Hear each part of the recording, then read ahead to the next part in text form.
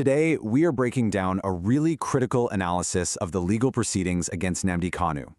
The source material we're looking at focuses in on one specific and very controversial court hearing. And it makes a pretty bold claim that what we saw happen in that courtroom wasn't about justice. It was, in its view, outright persecution. So let's get into why it makes that argument.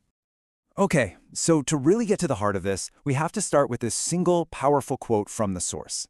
This is the lens through which this entire analysis is presented. The argument is that this case is fundamentally political, not legal.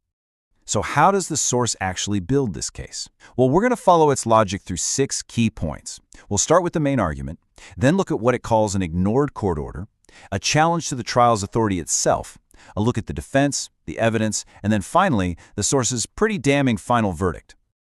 All right, first things first, what is the absolute core argument here? What's the main takeaway from that hearing, at least according to this particular analysis?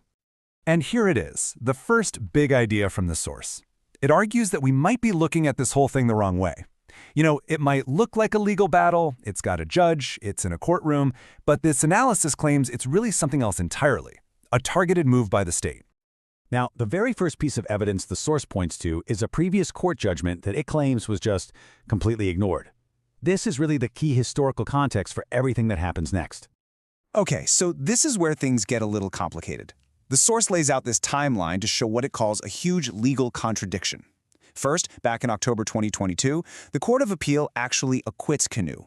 Then later on, the Supreme Court clarifies that the government could retry him, but, and this is the part the source really focuses on, it never ordered him to be kept in detention. And yet, here we are in 2025, and he's still detained and facing a new trial.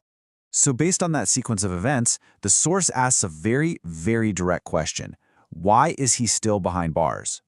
The argument it's making is that if the acquittal was never actually overturned, then his ongoing detention is in defiance of a court order, which would put the government itself in contempt of court.